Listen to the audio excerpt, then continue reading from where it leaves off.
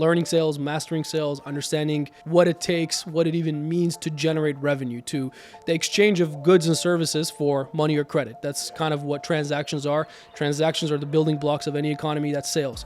So when they say sales runs the world or sales solves all, that's a saying in business. Sales solves everything. It's real. It's a real thing, right? And again, like I said earlier, without sales, you don't have a business. Anybody can say, I got a t-shirt or I got a mug or I got this and that. But if you don't have sales for it, then that's just a hobby of yours. It's a passion of yours. So I understood that first, and I sort of, you could say, mastered that part first. Although I believe learning is a lifelong journey and we're always getting better and we're always learning new things, new aspects of what we do. You could say I focused on honing in that craft first. So that was sales.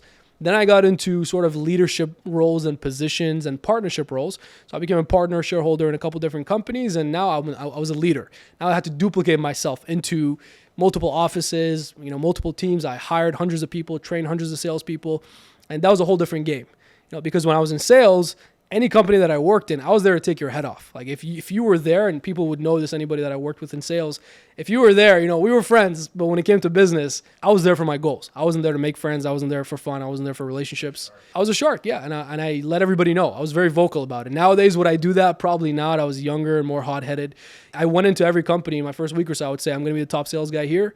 So just so you all know, I'll be here on my off days. If you're expecting to clean up deals when I'm not here, I'll be here every day. And it really wasn't about like the credit. It really wasn't, believe it or not, it really wasn't about everybody thinking I'm great or wanting to be boastful. I couldn't care less. It was just letting them know, like, this is the standard.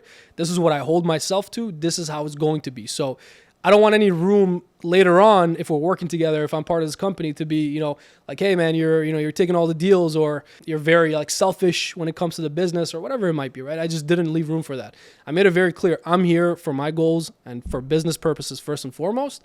Then it's friendships and relationships and network and whatever else. Sure, we can hang out after work, but just know that during business hours, I'm focused on business. So it was just very clear. I felt, I had to be, you could say, committed to my own goals, to my own future first, before I can commit to a friendship or to what's best for this company or this brand. And again, I was young in sales and I was just coming up and I was hungry and I wanted that, monetary success as well. So that's all I was focused on.